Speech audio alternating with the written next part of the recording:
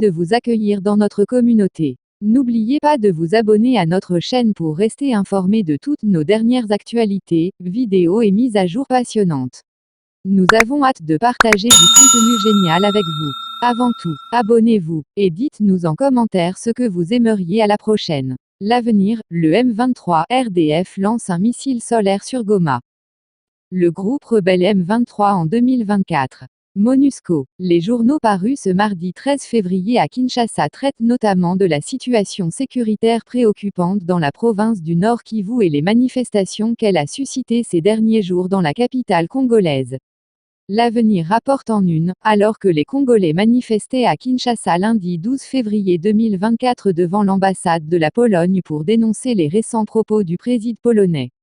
Andrzej Duda, affirmant que son pays soutiendrait le Rwanda en cas d'attaque contre le pays de Kagame et exigeait l'expulsion du diplomate, l'armée rwandaise a affiché un mépris total aux appels des Occidentaux pour son retrait, en utilisant des missiles solaires pour larguer au moins une bombe sur Goma, chef-lieu de la province du Nord Kivu.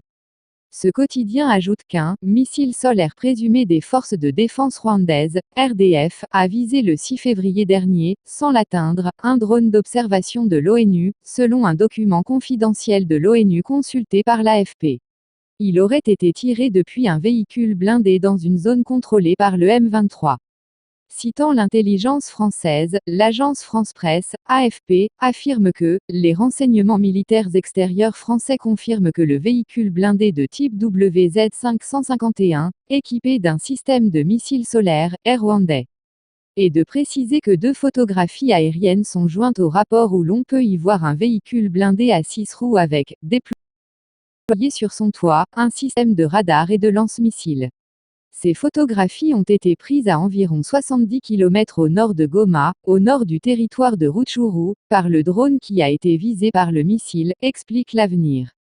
Pendant ce temps à Kinshasa, malgré la condamnation vigoureuse du gouvernement après les manifestations, la semaine dernière, contre la MONUSCO, l'ambassade des États-Unis, la structure Canal+ et bien d'autres, les manifestants ne décolèrent pas, relève la tempête des tropiques. Lundi 12 février 2024, une nouvelle manifestation ciblant les représentations diplomatiques et certaines organisations internationales pour dénoncer leur complicité dans la crise sécuritaire à l'est du pays a encore eu lieu à Kinshasa, note le tabloïd.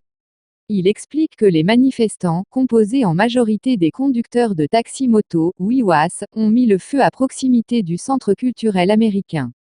Les activités socio-économiques ont été partiellement paralysées au centre-ville. Un dispositif important de la police nationale congolaise a été déployé pour disperser ces Congolais qui n'approuvent pas l'attitude de la communauté internationale dans les tueries à l'Est. Les drapeaux de l'Union européenne plantés sur le toit de l'hôtel Memling ont été arrachés. Le gouvernement, par l'entreprise du ministre des Affaires étrangères, Christophe Lutundula, a condamné vigoureusement ces actes de violence et a annoncé qu'une enquête sera diligentée pour faire toute la lumière sur ces incidents. Arrivée des matériels reconditionnés du groupe 1 de la SNEL, Chopo. Sur un autre registre, la Prospérité annonce que dans le cadre d'une collaboration fructueuse entre la rez-de-chaussée et le Royaume de Belgique, une étape cruciale vient d'être franchie avec l'arrivée des équipements pour la turbine numéro 1 de la centrale hydroélectrique de la Chopo.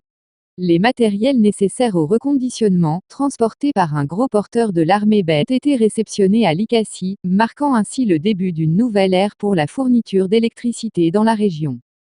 Les matériels du groupe 1 de la centrale hydroélectrique de Kisangani ont été réceptionnés lundi après leur reconditionnement aux ateliers centraux de Panda appartenant à la Générale des Carrières et des Mines, GECAMINE, à Likasi pour réparation, selon un communiqué de la Société nationale d'électricité, SNEL SA, consulté par l'agence congolaise de presse, ACP.